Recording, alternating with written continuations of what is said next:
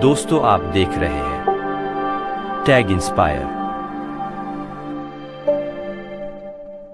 नमस्कार दोस्तों, एक समय की बात है। एक शहर में दो दोस्त रहते थे, राकेश और सुरेश।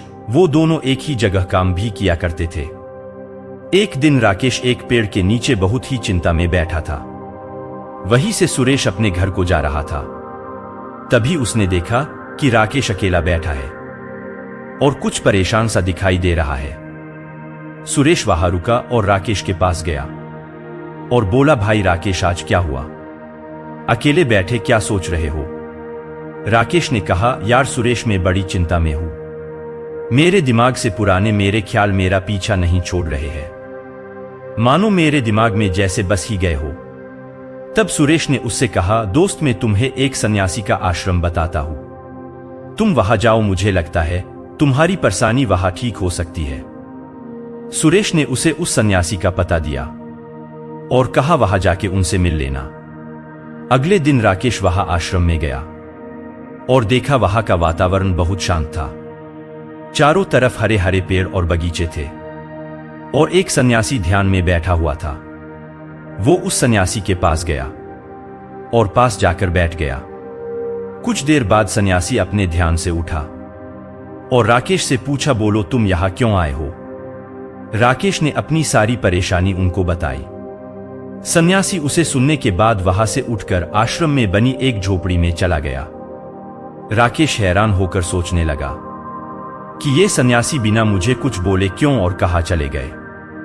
राकेश कुछ देर तक वही बैठा रहा हो, सोचता रहा कि क्या हुआ। तभी कुछ देर बीत जाने के बाद वो सन्यासी बाहर आया और उसके हाथ में एक पानी से भरा छोटा सा घड़ा था जो कि आधा भरा हुआ था। और वो आके राकेश से पूछते हैं कि बताओ तुम्हें मेरे हाथ में क्या दिख रहा है? राकेश ने कहा, आपके हाथ में एक मिट्टी का छोटा सा घड़ा है जिसमें पानी भरा हुआ है। सन्यासी ने फिर कहा, अच्छा तो बताओ इसका वजन कितना होगा?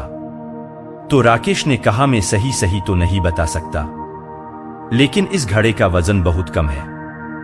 सन्यासी ने कहा, अच्छा तो बताओ, अगर मैं इस घड़े को कुछ देर के लिए ऐसे ही पकड़े रहूं तो क्या होगा?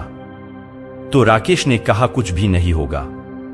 सन्यासी ने कहा, अच्छा तो अगर मैं इसे ऐसे ही 2 घंटे तक रखूं तो?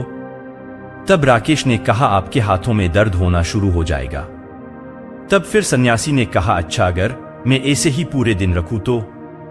राकेश ने उत्तर दिया, आपके हाथों में भारी दर्द होना शुरू हो जाएगा और तो और आपके हाथों में लकवा भी मार सकता है। अच्छा तो मुझे इस दर्द से छुटकारा पाने के लिए क्या करना चाहिए? तब राकेश ने कहा, आपको इस घड़े को नीचे रख देना चाहिए।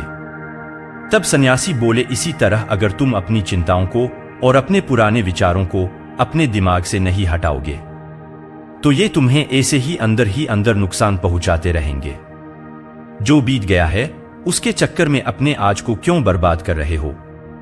राकेश अब समझ चुका था कि अपनी चिंताओं को छोड़कर उसे आज पे ध्यान देना चाहिए और वो खुशी खुशी अपने घर चला गया। तो दोस्तों, इस कहानी से हमारा यह मकसद था कि आप जान सके कि कल की चिंता में आप अपना कीमती आज गवा रहे हैं। तो दोस्तों, कल की चिंता में आप अपना आज ना गवाएं और उसे खुशी और उल्लास के साथ जिए और पुरानी चिंताओं को छोड़ दो। आशा करता हूं कि आपको यह कहानी अच्छी लगी होगी। अगर यह कहानी आपको अच्छी लगे तो चैनल को सब्सक्राइब करना ना भूलें और लाइक और कमेंट जरूर करें। धन्यवाद।